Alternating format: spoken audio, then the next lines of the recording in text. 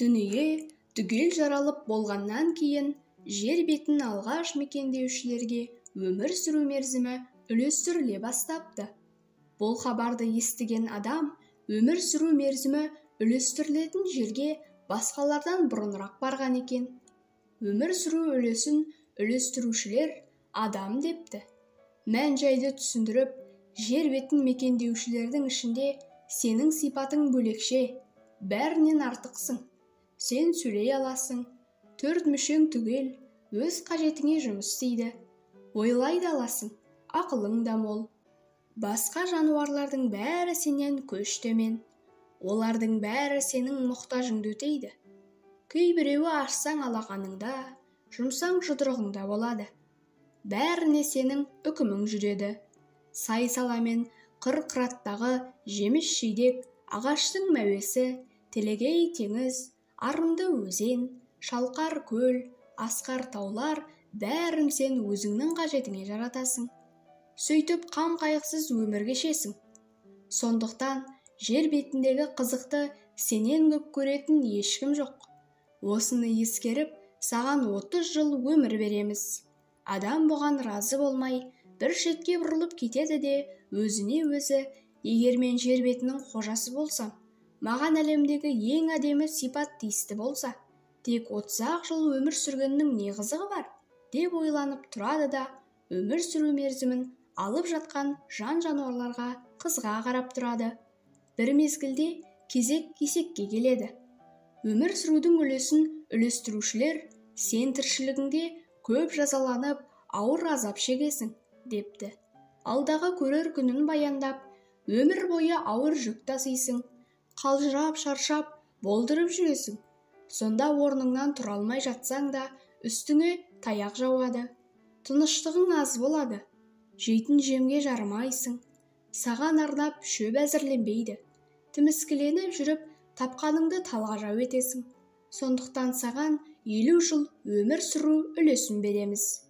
Мұны естіген соң, есек шөге түсіп, тізерлей отыра қалып, аяңыздар мен байғұсты, деп жалбарынып, зар еңірейді. Егер мен бұл дүниеде соншама азап шегіп, сансырап жүретін болсам, оны қайтем.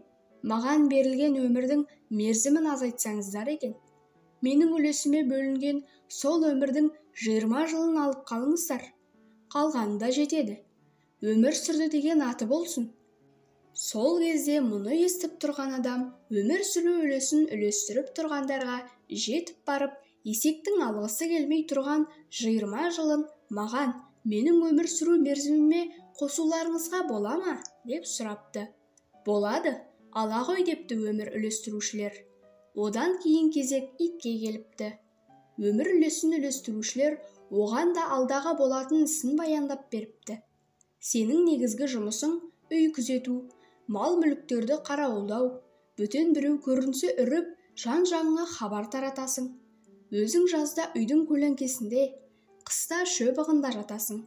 Қалған құтқан ас ішіп, сүйек кеміресің. Сенің өмір сүру мерзімің 40 жыл болсын. Мұны естіген ит жерге бас ұрып, зарлана арыз айтыпты. Егер мен бұл дүниеде соншама қорлық көріп, үй баранды, мал-мүлікті күзетіп, сүйек саяқ кеміріп, күнелететін болсам, маған ондай өмірдің қызығы жоқ. Менің жасымнан 20 жылда алып қалыңыздар. Сол уақытта адам қайтадан жүгіріп келіп, иттің алмай қойған 20 жылын менің жасыма қосыңыздар, деп өтініпті. Бұл тілегі де орындалыпты. Ең соңында кезек маймылға келіпті. Оның да болашақ өміріне шолу жасапты. Сенің сыртқы кейпің адамға ұқсайды, бірақ өмір бойы балаға ұқсап ақымақ, ұшқалақ, шалағай боласың. Балалардың ермегіне айналасың. Үлкен кісілер де ойыншық қылып, тәлке кетеді. Сондықтан саған 60 жыл өмір сүру үлесін береміз, деп өмір үлестірушілер маймылға айтыпты. Мұны естігенде маймыл отыра қалып, еңіреп қоя беріпті. Егер сыртқы кейпім адамға ұқсағанымен, өзім өмір бойы ақымақ болып өтсем, балалардың ермегіне, үлкендердің ойыншығына айналсам, оның не қадірі бар? Қорлықпен өтем ғой. Менің өмір сүру үлесімді 30 жылға қысқартсаңыздар тәуір болар еді. маймылдың зарын естіп тұрған адам тағы да жетіп келеді. Мына маймылдың алғысы келмей тұрған 30 жылын менің жасыма қосып маған беріңіздер, деп сұрапты. Ерінбей, жалықпай өмір сүруге құмартып жүрген адамға қалауы беріледі. Бұл жолы да тілегі орындалыпты. Содан соң барлық жан жануарлар алдағы уақытта не істейтіндерін, қалай күн көретіндерін біліп, өздеріне бөлінген өмір сүру мерзімдерін алып, бет-бетімен тарап кетіпті. Бірталай жылға ие болған адам да қуанышпен қайтыпты.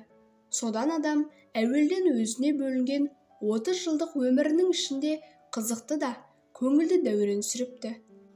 Одан кейінгі 30 бен 50 жасының аралығында жұмыс істеп, жан бағу үшін талай-талай қиыншылықтарды бастан кешіріпті.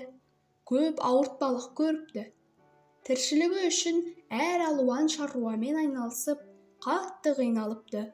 Сөйтсе, бұл қиналған мерзімі есектен алған 20 жыл екен. Одан кейін адам 50 мен 70 жастың арасында үйінен ұзап, еш қайда шықпай, ауылына айналшықтап, үй ішіндегі көр жерді күйіттеп, қыбырлай беріпті. Не болса соған ренжіп, әркімге тиісіп, істеген ісіне, қылған қылығына алара қарайтын болыпты. Шекесі тырысып, кім болса соған айғайлап, жан жалдасудан тайынбапты. Күнделікті кіржіңі көбейіпті. Сөйтсе бұл мерзім адамның иттен алған жасы екен. 70-тен асқан соң адам жеңілтек мінез тауыпты. Бала тәрізді ойынпаз болып кетіпті. Бұл уақытта белі бүкірейіп, кішкене балалармен ойнап, солардың ырқына көніпті. Бала қылықтарын ермек етіп, балаша сөйлеп жүріпті. Оның қылығына басқалар күлетін болыпты. Кейбір үлкен кісілер күлу үшін сөйлетеді екен.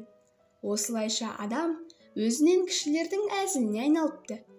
Сөйтсе, бұл адамның маймылдан алған жасы екен. Осылайша адам тек өз үлесіне тиген өмір сүру мерзімінде ғана айбатты, айбарлы болыпты. Ал қалған жасында үлестерін сұрап алған жануарлардың мінез құлықтары байқалып қалады екен.